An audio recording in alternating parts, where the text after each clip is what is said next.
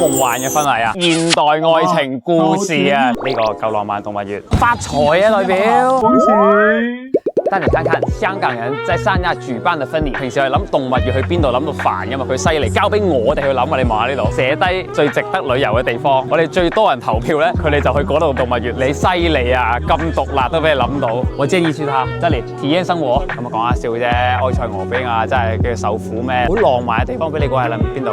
芬蘭動物園一定一流，一世難忘。俾翻浪漫佢啦，聖誕老人村呢個夠浪漫動物園，甜品咧都特別精緻啲，以白色為主題，通常都係好簡約。呢啲係好年輕人嘅婚禮嘅甜品。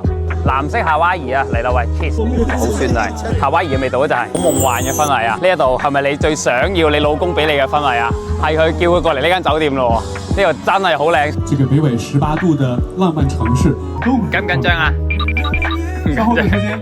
來到最中央出場啦，係佢啊！新娘準備出場啦，入場。拍個靚手先。你話新娘靚唔靚啊？呢一張咧就係香港嘅結婚證書啊！再望下後邊呢個海島，喺呢度搞婚禮，女孩子們呢個夠唔夠浪漫啊？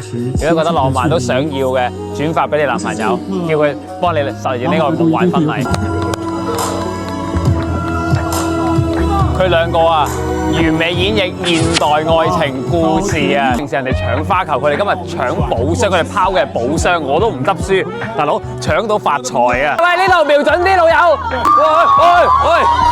喂，寶箱冇我份啊，真係寶箱嚟嘅，睇下發財啊代表！好浪漫啊！現代愛情故事，創作者、導演、演員、主角，全部都係佢哋做晒。任務卡片上的內容。